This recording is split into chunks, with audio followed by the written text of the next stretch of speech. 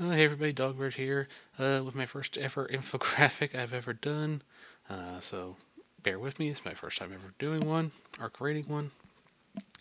But this is about who you face on arena defense and who you can defeat them with. Just a simple thing so you have a quick reference guide. I know I'm getting asked a lot. So these are just some of the popular defenses I put out here. First one here on the left, the first defense of stupidity would be the full Darkhold team.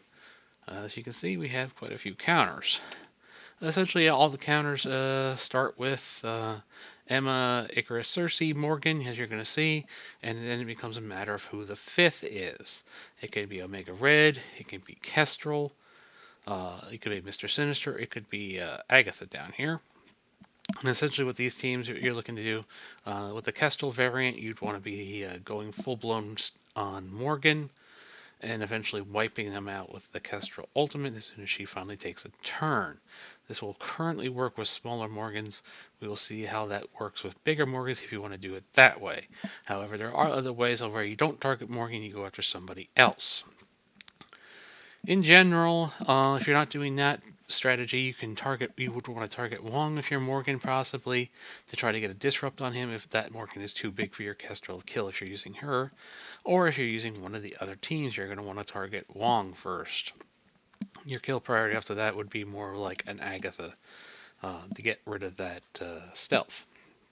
If you're using the Mr. Sinister variant, you really want to make sure you don't hit Morgan because you want her to stay out of that stealth. Just unload on Wong because that way you can get that Morgan to clone. And if you're using the Agatha variant, that gives you a bit more control because Agatha can do that stun, which will come in handy. It will help stun that Morgan. Stunning the opposing team's Morgan makes it so that their turn meter is no longer coming out to you. And you can also use those same four teams to beat the Darkhold. That's the Dormammu variant where you play Scarlet Witch with Dormammu. Dormammu just makes the fight take longer because you got to kill everybody twice. I really like the Omega Red version of that because it does give you an extra ability block, which you can throw on, say, Agatha or Wong even. Again, you're going to, of course, get the ability blocks on their Morgan. First target there is actually to kill the Dormammu out. That works well. Again, Sinister, you have to watch it. You can just pretty much unload onto Dormammu, even with the Sinister version or the Kestrel, can do it as well. And of course, Agatha again for more control. Moving on, we get into some more of the hybrids, I should say. I don't know what I'm saying half the time. So first up is, of course, that Agatha variant. So using that base team again of Emma, Icarus, Cersei, Morgan, and then Agatha, the best two teams I've found to beat them with is with either Cable or Loki. It doesn't matter which one. If which one you put in, the speed is going to be essentially the same. The difference being is which Eternal goes first. If you put Loki in, Cersei's going to go first on your team. Should go, but and as long as you did land the ability block on Morgan, you should be okay. Then Cersei will go and knock down the turn meter. I prefer the Cable version. Cable lets my Icarus go first. It doesn't matter if I land the ability block on their opposing Morgan, even if my Cersei gets ability block too, because if their Morgan gets their ability block off, that's what's going to happen. She's going to get ability blocked. But then my Icarus will go in there and just blow them up anyway.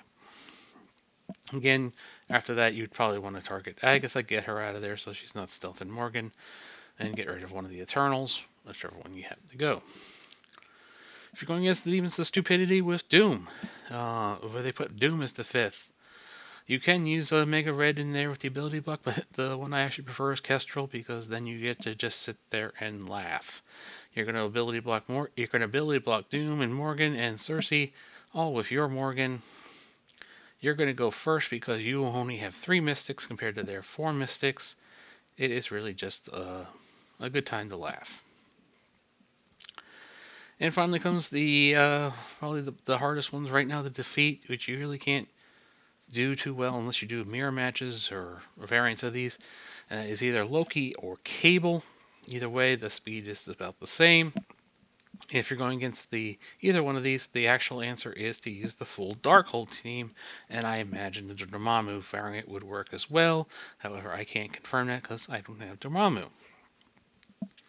The reason being why, if you're going especially against the Loki variant, I would suggest you actually, if you don't have full Darkhold right now, unfortunately, your best bet would be to put Cable in there. That would mean that there's only one coin flip at the beginning that your Morgan has to win. If your Morgan wins the coin flip, then you'll win the match. Because with Cable, your Icarus will go first after that and be able to blow up the other team. Whereas if you bring in a Loki, it's actually a couple of coin flips. You have to win. You have to win the Morgan one, and then you have to win the Icarus one, assuming ability blocks all land. Now, if they have Cable, again, you're running into the problem of, well, the best you can do is, again, Loki coin flip, Cable coin flip. Unfortunately, but the full Darkhold teams does work on both of those variants, and it does it incredibly well and takes them right out. So we are back to rock, paper, scissors, essentially, in the arena. I didn't include Infinity Watch. Pretty much any team with just the base 4, and then a random 5th will beat Infinity Watch. Just go after Nebula first. I didn't see a point of putting that in. Again, this infographic link will be down below in the description. Until next time, everybody.